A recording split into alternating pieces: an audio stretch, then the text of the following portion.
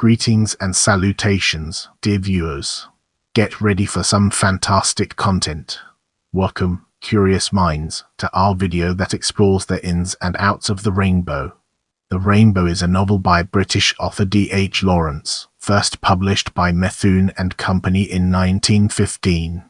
It follows 3 generations of the Brangwen family living in Nottinghamshire, focusing particularly on the individual's struggle to growth and fulfilment within the confining structures of English social life.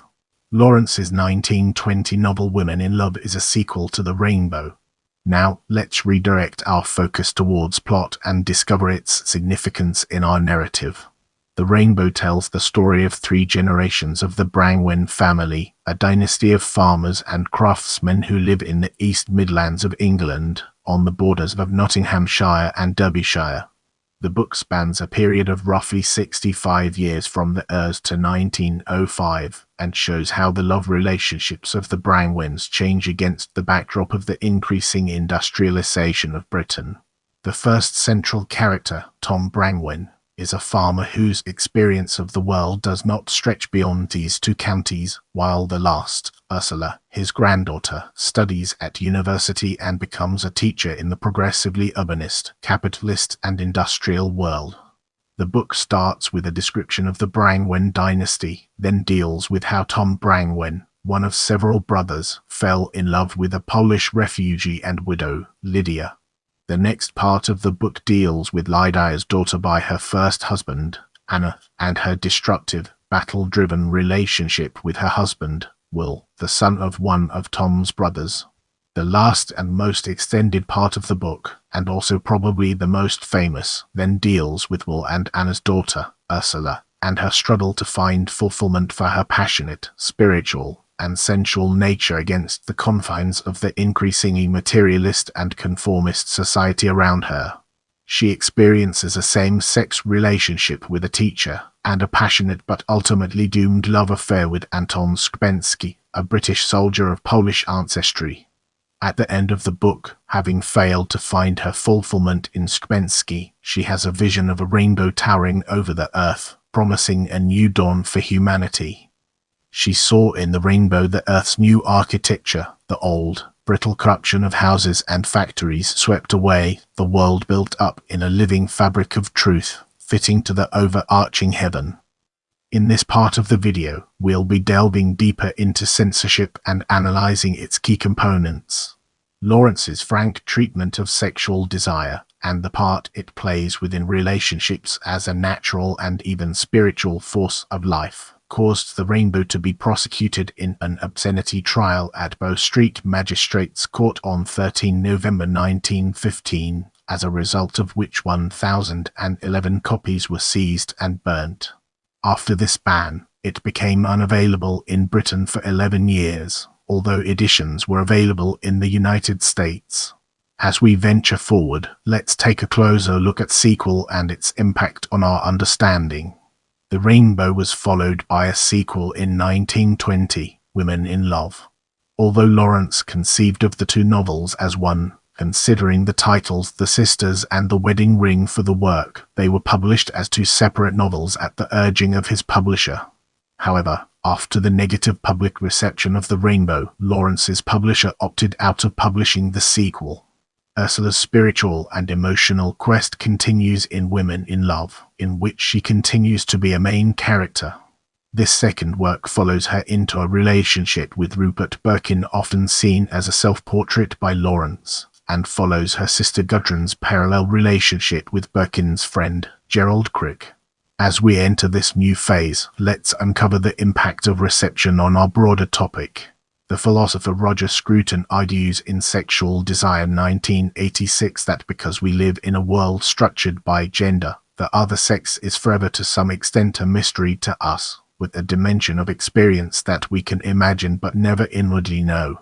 Scruton believes that the prevailing theme of Lawrence's novels is that in desiring to unite with, we are desiring to mingle with something that is deeply, perhaps essentially not ourselves, and which brings us to experience a character and inwardness that challenge us with their strangeness.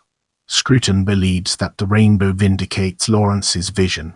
The critic Harold Bloom listed The Rainbow in his The Western Canon 1994 as one of the books that have been important and influential in Western culture. In 1999, the Modern Library ranked The Rainbow 48th on a list of the 100 best novels in English of the 20th century.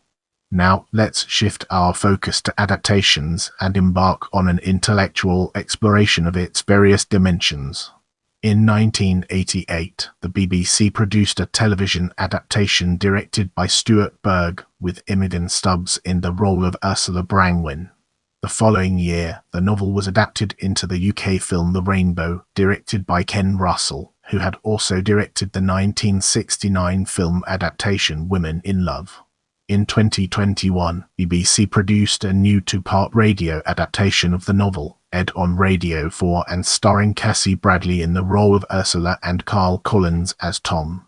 In this section, we'll be shedding light on editions and its impact on our understanding of the subject.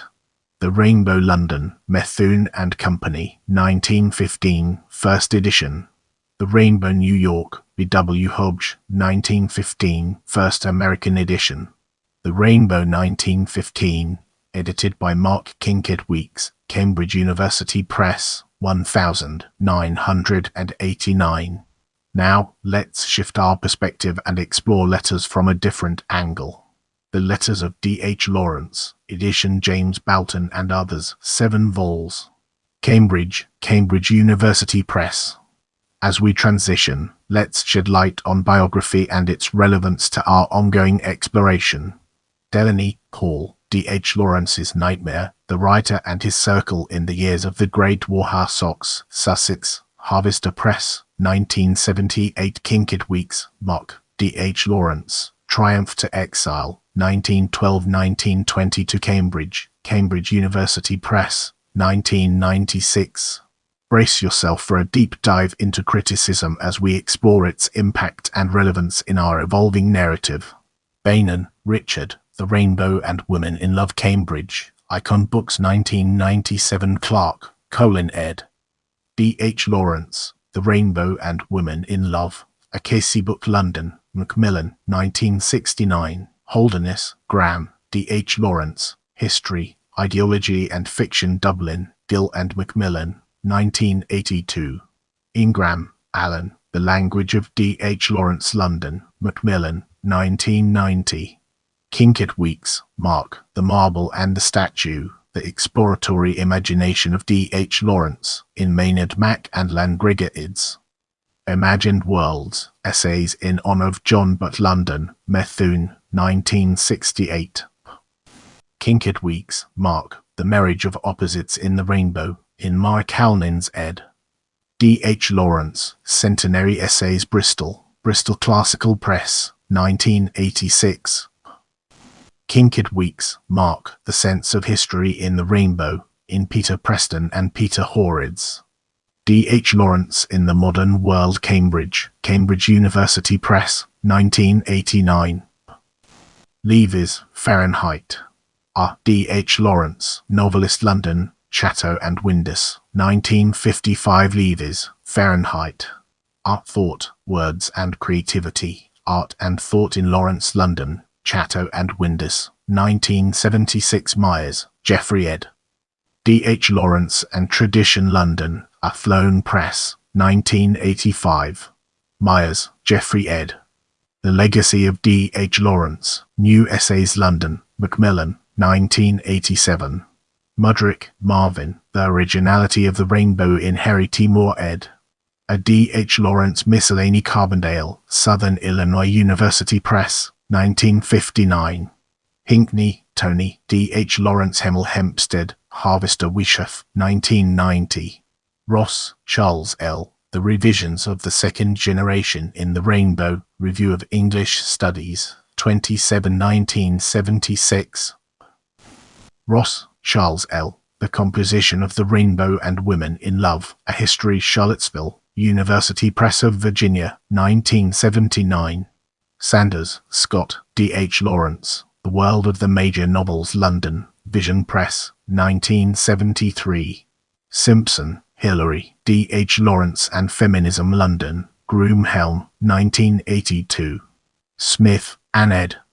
Lawrence and Women, London, Vision Press, 1978.